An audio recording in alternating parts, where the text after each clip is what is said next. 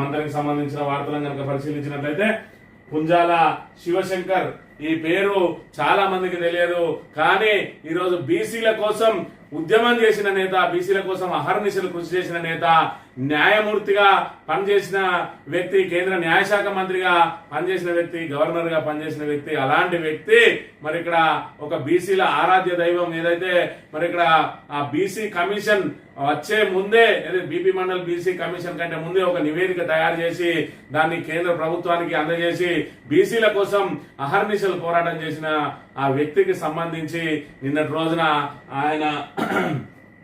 ఆయనకు సంబంధించి మరి ఏదైతే ఆయన చిత్రపటానికి పూలమాల వేసి నిన్నటి రోజున ఆయన విగ్రహ ప్రతిష్టాపన కోసం భూమి పూజ చేసిండ్రు పుట్టా మధుకర్ గారు, మంత్రి, మాజీ ఎమ్మెల్యే. ఇప్పటికే అనేక మంది మరి ఇక్కడ మహనీయుల విగ్రహాలను ఏర్పాటు చేసిన ఘనత ఆయనది.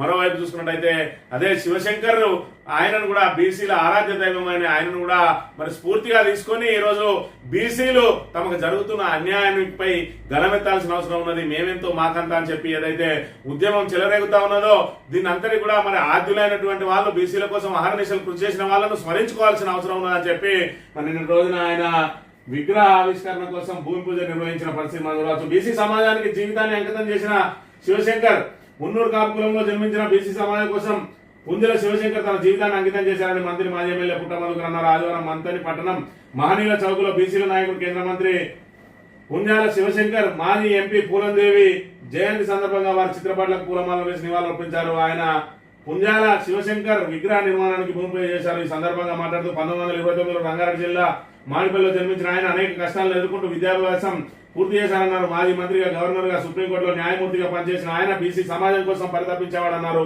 రాజ్యాధికారమే బహుజనులకు ముగింపు అని తన ఆత్మకథలో చెప్పారని గుర్తు చేశారు. న్యాయమూర్తిగా మొత్తం చేయలేకపోతున్నానని, రాజ్యాధికారమే మార్గం అని చెప్పినట్టు వివరించారు. 1953లో కాకా కాలేకర్ కమిటీ వేయగా 1955లో కమిటీ రిపోర్ట్ వచ్చిందని తెలియడంతో గౌతు లచ్చన్నతో కలిసి ఆనాడే ఢిల్లీకి వెళ్లి నెహ్రూను కలిసి కమిటీ రిపోర్ట్ ను అమలు చేయాలని కోరిన సంగతి ఇప్పటి వరకు ఈ సమాజానికి తెలియదన్నారు. ఈ విషయాన్ని కాంగ్రెస్ సైతం చెప్పదని, మనం అడిగితే గానీ ఏది చేయరని చెప్పరన్నారు. న్యాయబద్ధంగా పోరాటం చేసి హక్కులను సాధించుకోవాలన్న శివశంకర్ ఆలోచన అని ఏనాడు కాంగ్రెస్ కు వ్యతిరేకంగా వ్యవహరించలేదని, నెహ్రూతో పాటు ముఖ్యమంత్రులు మోసం చేసిన పోరాటం ఆపలేదన్నారు. ఇప్పటి వరకు కాపు, బీసీ సామాజిక వర్గం శివశంకర్ గురించి తెలుసుకోకపోవడం దురదృష్టకరమన్నారు.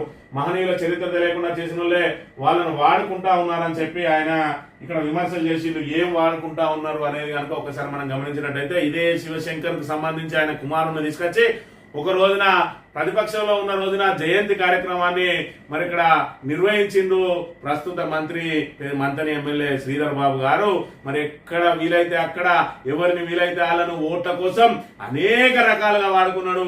ఈ రోజు చూసుకున్నట్టయితే అధికారంలోకి వచ్చిన తర్వాత అందరినీ కూడా మర్చిపోయిన పరిస్థితి. ఆ రోజు సభ ఏర్పాటు చేసి ఆయన కుమారుని తీసుకొచ్చి జయంతి కార్యక్రమం నిర్వహించినవే. మరి ఈ రోజు అధికారంలో ఉన్నావు, మరి ఇక్కడ ఒక సుప్రీంకోర్టు న్యాయమూర్తిగా చేసిండు, కేంద్ర న్యాయశాఖ మంత్రిగా చేసిండు, రోషయ్య ముఖ్యమంత్రిగా చేసిన రోషయ్యది అధికారికంగా నిర్వహిస్తా ఉన్నదే ఈ రోజు జయంతి కార్యక్రమం. మరి ఈయనది నువ్వు అధికారికంగా నిర్వహించడానికి ఎందుకు ప్రయత్నం చేయలేదు? ఆ రోజు బీసీల ఓట్లను మరి ఇక్కడ నువ్వు కొల్లగొట్టడానికి ఈయనను అడ్డం పెట్టుకున్నావు కదా. ఆ రోజు తీసుకొచ్చిన జయంతి కార్యక్రమం నిర్వహించినావు కదా. నిన్న రోజున కనీసం ఒక దండ కూడా వేయలేదు. మరి అలా చూసుకున్నట్టయితే అధికారికంగా నిర్వహించాలని చెప్పి కోరలేదు. మీ నాన్నది అధికారికంగా మరి ఇక్కడ జయంతి నిర్వహించడానికి ఆర్డర్లు తీసుకొస్తావు. ఆఖరికి ఆంధ్ర ప్రాంతానికి సంబంధించిన రోషయ్యది కూడా అధికారికంగా నిర్వహిస్తారు. మరి ఇలాంటి వ్యక్తి బీసీ జనోద్ధరణ కోసమే మరి ఆయన అనేక త్యాగాలు చేసిండు. సుప్రీంకోర్టు న్యాయమూర్తి పదవిని కూడా వదిలేసి ఈ రోజు నేను న్యాయమూర్తిగా అన్ని పనులు చేయలేకపోతా ఉన్నాను, రాజ్యాధికారమే అంతిమ పరిష్కారం అని చెప్పి రాజ్యాధికారం దిశగా అడుగులు వేసి మరి ఇక్కడ కాలేకర్ కమిటీ రాకముందు నుంచి ఆయన బీసీల కోసం ప్రయత్నం చేసిండు. కాలేకర్ కమిటీని కాంగ్రెస్ పార్టీ అడగదొక్కినా కూడా మళ్ళీ ఈయన స్వతంత్రంగా ఒక నివేదిక తయారు చేసి బీసీల కోసం మరి పరితపించిన వ్యక్తి. అలాంటి వ్యక్తి కోసం ఎందుకు ప్రయత్నం చేయలేదు? మరి ఇక్కడ శ్రీధర్ బాబు సమాధానం చెప్పాలి. కనీసం జయంతిని ఎందుకు అధికారికంగా నిర్వహించడం కూడా మరి ఇక్కడ చెప్పాలి. ఇక్కడ చూసుకుంటే ఈ నియోజకవర్గంలో కావచ్చు, ఈ దేశంలో మళ్ళీ వాళ్ళని కూడా అగ్రవర్ణాలే వాళ్ళే అధికారం కోసం వాడుకుంటా ఉన్నారు. ఎస్సీ, బీసీ వర్గాలకు సంబంధించినటువంటి మహనీయులను మనకు వాళ్ళ చరిత్రను తెలియకుండా చేసి వాళ్ళను మళ్ళీ అగ్రవర్ణాల వాళ్ళే వాడుకోవడం నిజంగా ఈ మంత్రులు కూడా మనం చూసినాం. ఒకవైపు శివశంకర్ గారిని వాడుకున్నారు, ఒకవైపు ఎస్సీ సామాజిక వర్గాన్ని వాడుకున్నారు. ఒకవైపు శివశంకర్ గారిని వాడుకున్నారు. ఏ విధంగా వాడుకున్నారు? ఆ రోజు తీసుకొచ్చి బీసీ సమాజం ఓట్లు ఆకర్షించడానికి ఆయన జయంతి కార్యక్రమాన్ని నిర్వహించిండు. ఇవాళ అధికారంలోకి వచ్చిన తర్వాత అన్ని మర్చిపోయిండు. ఎస్సీలను ఏ విధంగా వాడుకున్నాడు? ఒక మంతని మధుకర్, ఆ మంతని మధుకర్ ఆత్మహత్యను హత్యగా చిత్రీకరించి తన సామాజిక వర్గానికి సంబంధించిన పత్రికలలో తన సామాజిక వర్గానికి సంబంధించిన వాళ్ళందరినీ కూడా తీసుకొచ్చి మరి ఇక్కడ కృత్రిమ ఏదైతే దళిత ఉద్యమాన్ని మరి ఇక్కడ లేపి దాన్ని మొత్తాన్ని హత్య దీనికి పుట్టమదే కారణం అని చెప్పి దళితులను పుట్టమదకు దూరం చేసి మరి ఓట్లు సాధించింది. ఇప్పటికి కూడా మరి అదే సంఘటనను ఇంకా వాడుకుంటా ఉన్నాడు తప్ప దానికి సంబంధించి కోర్టులో ఏదైతే పెండింగ్ ఉన్నదో ఆ పెండింగ్ ను మరి ఎందుకు బయటికి తీస్తలేవు? ఎందుకు మంతని మధుకర్ది హత్యన ఆత్మహత్యన ఎందుకు తేల్చలేకపోతున్నావు అంటే అది అట్లనే ఉండాలి, అది ఓట్ల కోసం పనిచేయాలి. ఈ రోజు ఏదైతే పోలీస్ స్టేషన్ లో ఆత్మహత్యకు పాల్పడ్డాడో మరి శీలం రంగయ్య ఆత్మహత్యను కూడా పుట్టమది మెడకే అంటగట్టే ప్రయత్నం చేసిండు. మరి ఇక్కడ ఒక రాజబాబు మరి ఏదైతే మల్హర్ మండల్లో ఒక ఇంటి పక్క వాళ్ళతోటి పోట్లాట జరిగి హత్య జరిగిందో దాన్ని కూడా పుట్టమదికి అంటగట్టే ప్రయత్నం చేసిండు. ఎస్సీలు ఎక్కడ ఏ విధంగా చనిపోయినా కూడా మరి ఇక్కడ వాళ్ళందరినీ కూడా పుట్టమదే కారణం అన్నాడు. ఇవాళ ఎస్సీలకు మంతరిలో మరి నువ్వు అధికారం చేపట్టిన తర్వాత అనేక అన్యాయాలు జరుగుతున్నాయి, కనీసం పట్టించుకోడు. సాక్షాత్తు నీ ద్వారానే ఈ రోజు మరొక ఎంపీ స్థానంలో ఉండి కోటీశ్వరుడు అయినటువంటి గడ్డం వంశీకృష్ణకే ఆయనకు ప్రోటోకాల్ పాటించలేదు. కోటీశ్వరులైన దళితులనే నువ్వు దగ్గర రాణిస్తలేవు, ఇంకా ఈ దళితులను నువ్వు దగ్గర రాణిస్తావా అనే విషయం ఒకసారి దళితులందరూ కూడా ఆలోచన చేసుకోవాలి.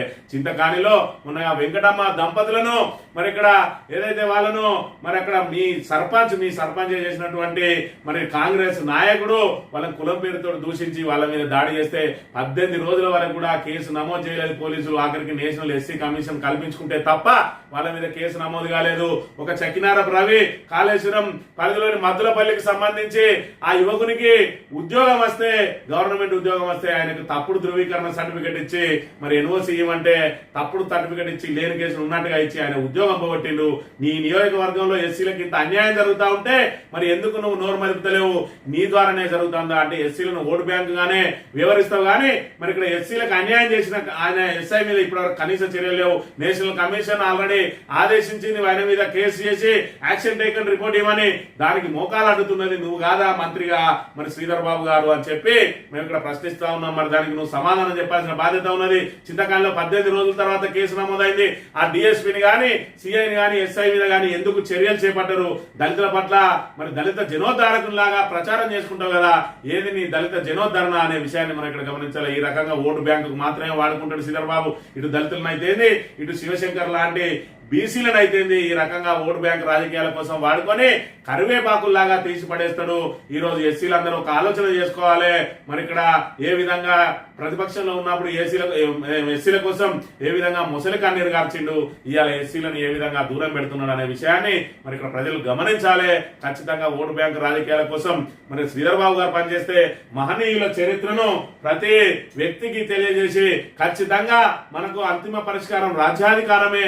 రాజ్యాధికారం దిశగా మనం ప్రయాణించాలి. ఈ రోజు మేమెంతో మాకంతా అని చెప్పి రాష్ట్రం మొత్తం గగ్గోలు పెడతా ఉన్నది. బీసీలందరూ కూడా రాజ్యాధికారం కోసం ప్రయత్నం చేస్తా ఉంటే మంత్రిలో మాత్రం బీసీలందరూ బానిసత్వం వైపే మొగ్గు చూపుతా ఉన్నారు. మరి ఇక్కడ ఒక్కరికి కూడా మరి ఏదైతే 50-60 ఏళ్ల పాటు ఇక్కడ మంత్రిని వాళ్ళే ఒకటే కుటుంబం 40 సంవత్సరాల నుంచి, అదే విధంగా పివి నరసింహరావు గారు 4 సార్లు ఇక్కడ నుంచే మరి గులికోట శ్రీరాముల దగ్గర నుంచి అందరు కూడా ఒక మధ్యలో ఒక బీసీ వచ్చిండు, ఒక రెడ్డి, ఇంకొక రెడ్డి, మరి ముగ్గురు మినహా మరి పూర్తి స్థాయిలో బ్రాహ్మణులే ఇక్కడ పరిపాలించింది కదా. మరి 1% ఓట్లు లేని వాళ్ళు ఈ విధంగా మరి ఏదైతే సంవత్సరాల తరబడి మరి ఇక్కడ పరిపాలన సాగిస్తా ఉంటే ఒక్క బీసీ ఒక్కసారి అధికారంలోకి వస్తే అత్యధికంగా మరి ఎస్సీ ఎస్టీ బీసీ బడుగు బలహీన వర్గాలకు సంబంధించి 90% ఉన్న వాళ్ళం ఒక్కసారి వస్తే ఓర్వలేక వాళ్ళు మన మీద కుట్రలు పడతా ఉంటే ఆ కుట్రల్లో మనం పావులుగా మారుతా ఉన్నాం. ఇలా 900 కోట్ల రూపాయల అక్రమ సంపాదన అని చెప్పి మరి ఇక్కడ దాని మీద పెద్ద ఎత్తున ప్రచారం చేసిరు. ఏదైతే కాపు సామాజిక వర్గానికి సంబంధించిన కొందరు కుంటెనగాళ్లతోటి మరి ఆ ప్రచారం చేయించి ఈ రోజు ఆయన దెబ్బతీసిండ్రు. అదే 900 కోట్లు ఉంటే నువ్వు మొన్న వంచిన పైసలకు 400 వంచి మళ్ళీ అధికారంలోకి రాపోనా, మళ్ళీ 900 కోట్లు సంపాదించుకోకపోనా ఒక్కసారి శ్రీధర్ బాబు ఆలోచన చేసుకోవాలి. నిజంగానే పుట్టమ్మ దగ్గర కనుక డబ్బులుండి ఉంటే నువ్వు 2018లో 500 ఇచ్చి గెలిచేవాడివా, మొన్న 2023లో 1000 రూపాయలు ఇచ్చి గెలిచేవాడివా? ఒక్కసారి ఆలోచన చేసుకోవాలి. ఈ రకంగా ఏదైతే పేదోనికి మరి పెళ్ళం ఉండద్దు అన్నట్టు మరి ఇక్కడ చూసుకుంటే బీసీఓనికి పదవులు ఉండద్దు, మరి ఇక్కడ ఏదైతే మొన్నటి రోజున చూసుకుంటే పుట్టా మధు మరి ఇక్కడ గొంతు గలం విప్పిన తర్వాతనే బీసీలకు మార్కెట్ కమిటీ చైర్మన్ పదవి, అదేవిధంగా గ్రంథాలయ కమిటీ చైర్మన్ పదవి ఇవ్వక తప్పని పరిస్థితి ఏర్పడింది శ్రీధర్ బాబుకు. లేదంటే ఇవన్నీ కూడా అదే విధంగా పడావు పెట్టేవాడా కాదా? ఒకసారి కాంగ్రెస్ కార్యకర్తలు ఆలోచన చేసుకోవాలి. ఇప్పటికే కాంగ్రెస్ కార్యకర్తలు అందరూ కూడా మదన పడతా ఉన్నారు, అక్కడ బానిసల్లాగా బతుకుతా ఉన్నారు, వాళ్ళ మీద తీవ్రమైన మరి ఇక్కడ ఇబ్బందులు పడతా ఉన్నారు, వాళ్ళను అనేక రకాలుగా దూషిస్తా ఉన్నారు, వాళ్ళను మనుషుల్లాగానే చూస్తలేరని చెప్పి కూడా అనేక మంది కాంగ్రెస్ మిత్రులు తమ గోడు వెళ్ళబోసుకుంటా ఉన్నారు, మా పేరు బయటికి రానియకని చెప్పి మరి చెప్తా ఉన్న పరిస్థితి నెలకొన్నది. మరి ఖచ్చితంగా ఏదైతే అణచివేత జరిగిన కాడనే ఉద్యమం ఉవ్వెత్తున ఎగిసిపడుతుంది. 2028 ఎన్నికల్లో అదే ఉద్యమం ఖచ్చితంగా 2014లో ఏం జరిగిందో దాన్నే పునరావృతం చేయబోతుంది అని చెప్పి మరి గమనించాలి. అదేవిధంగా శ్రీధర్ బాబు గారు బీసీలను ఎస్సీలను ఓట్ల కోసమే ఏ విధంగా వాడుకుంటాడు, ఇవాళ చింతకాని సంఘటన మీద ఎందుకు స్పందించలేదు, ఆ మద్దులపల్లి రవికి సంబంధించిన అంశం మీద ఆ ఎస్ఐ ఇంకా కూడా అక్కడ ఏ విధంగా కొనసాగుతా ఉన్నాడు. మరి ఇక్కడ శ్రీధర్ బాబు ఏదైతే పూర్తిగా పోలీసులతోటే ఏ విధంగా ప్రజలను అణచివేసే ప్రయత్నం చేస్తాడు. ఇలా కాంగ్రెస్ నుంచి ఎవరు కూడా బయటికి రాకపోవడానికి కారణం మమ్మల్ని కూడా అక్రమ కేసులు పెట్టి వేధిస్తారు, మేము బయటికి వచ్చే ఉంటే కేసుల పాలవుతామని చెప్పి భయపడి ఉంటా ఉన్నారు. ఇలా పూర్తిగా పోలీసులను లైసెన్స్ గూండాలాగా వాడుకుంటా ఉన్నాడు శ్రీధర్ బాబు. కాంగ్రెస్ పార్టీ కార్యాలయాలను చేసిండు పోలీస్ స్టేషన్లను. కాబట్టి ప్రజలు మనం ఓటు వేసి బానిసలుగా మారాలన్నా, ఓటు వేసి మన కోసం తపన పడే నాయకుడిని ఎన్నుకోవాలా అని మరి ఖచ్చితంగా ఆలోచన చేయాలి. ప్రతినిత్యం కూడా ఆలోచన చేయాలి. ఏమాత్రం ఏమరపాటుగా ఉన్నా కూడా మళ్ళీ మనం బానిసత్వంలోనే మగ్గాల్సి ఉంటుందని చెప్పి మీరందరూ గమనించాలని కోరుతా ఉన్నాం.